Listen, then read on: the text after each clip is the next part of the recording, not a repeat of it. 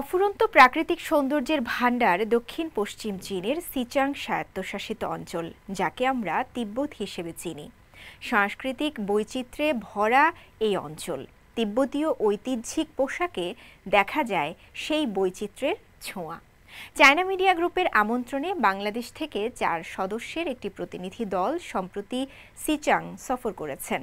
বিদেশিদের তিব্বতীয় ঐতিহ্যিক পোশাক পরতে দেখে তাদের অভিব্যক্তি কেমন ছিল, চলুন জেনে নেই। আমরা দুইজনেই আসলে সিচাংয়ের একদম পিওর ঐতিহ্যবাহী ড্রেস পরেছি। আবার ড্রেস সম্পর্কে একটু আমার ড্রেসটার নাম হচ্ছে পলা। এখানে অনেক ধরনের মানে মেয়েদের এবং ছেলেদের বিভিন্ন ডিজাইনের ড্রেস আছে। আমার ড্রেসটার নাম হচ্ছে পলা, ওটার নাম আমি জানি না, ওটার আমারটা কিন্তু একটু ডিফারেন্ট এবং দুইটাই খুবই ট্র্যাডিশনাল এবং অক্টোবরটা কিন্তু বেশি কালো।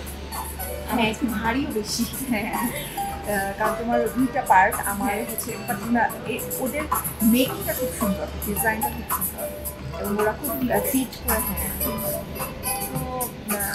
যাই হোক, আমার একটা মজার অভিজ্ঞতা এই ড্রেস নিয়ে, সেটা হচ্ছে আমরা কালকে ভারত স্ট্রিট শুটিংয়ে গিয়েছিলাম।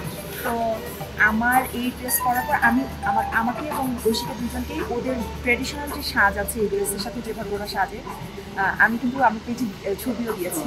তো ওরকম করে সাজার পরে আমরা বারকোট স্ট্রিটে হাঁটছিলাম। ঐশী খুব মজা পাচ্ছিল একটা ব্যাপারে, যে আমাকে সাজার পরে পুরা এই টিবেটান যে লোকাল পিপল আছে, স্থানীয় লোক মেয়েরা আছে, পুরো ওদের মতোই লাগছিল। মানে আলাদা করা যাচ্ছিল না যে কোনটা টিবেটান মেয়ে আর কোনটা হচ্ছে আমি। ওদের মতো আমার যেহেতু চোখ ছোট, আমাকে লাগছে।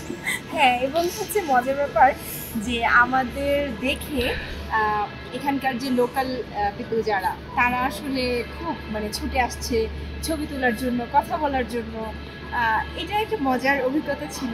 তবে আমার চেয়ে তোমার সাথে বেশি ছবি তুলেছে, কারণ আমার কাছে মনে হয় দুইটা ব্যাপার। তোমার ড্রেসটা অনেক কালারফুল, এটার কারণে, আর তোমাকে দেখে ফরেনার মনে হচ্ছে। আমাকে দেখে ওরা মনে হয় ভাবছে যে এইখানকার, এই জন্য আমার সাথে অত বেশি ছবি তুলে নাই।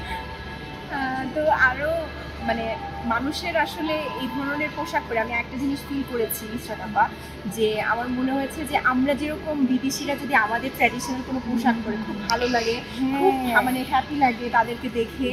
শাড়ি পরলে বিদেশি শাড়ি পরলে আমরা আমাদের দেখেও না তাদের ঠিক সেই ফিলিংসটা আমি ফিল করেছি। মানে এত খুশি তারা আমাদের দেখে, মানে যেখানে যাই, রাস্তায়, গাড়িতে, যেখানেই আমরা এই ড্রেসটা পরে যাই না কেন, তারা হচ্ছে তাদের যে আনন্দের জায়গাটা তারা প্রকাশ করে, ও সেই মানে তারা তাদের ভাষায় প্রকাশ করে আর কি, যে কেমন লাগছে না লাগছে। তারা এত খুশি, যেখানে পায় সেখানে দাঁড়িয়ে একটু ছবি তোলা, এটা ওটা করা। এটা হচ্ছে তাদের ওই যে তাদের পোশাককে আমরা ধারণ করছি হয়তো, বা এটার হ্যাপিনেসটাই আসলে তাদের ফেসে উঠে আসে। আর আমরা সারাদিন ধরে আসলে ওই স্ট্রিটটাতে শুটিং করেছি, পুরো সময়টাই আমরা ওখানে ছিলাম। আমার আরেকটা ব্যাপার হয়েছে শুটিংয়ের অভিজ্ঞতা, সেটা হচ্ছে যে আমার একটা ব্যাপার হয়েছে যেহেতু প্রচুর রোদ, এখানে কিন্তু সূর্য মনে হয় অনেক নিচে নেমে আসে, প্রচুর রোদ, তাই না? তো আমার যেটা হয়েছে, যেহেতু আমরা এই ধরনের ড্রেস করেছি, সানগ্লাস বা ক্যাপ কোনোটাই আমরা ব্যবহার করতে পারি নাই। তো আমার সারাক্ষণ আমি এই যে সারাক্ষণ এরকম করেছিলাম, এবং এই কারণে আমাকে আরো বেশি চাইনিজদের মতো লাগছে।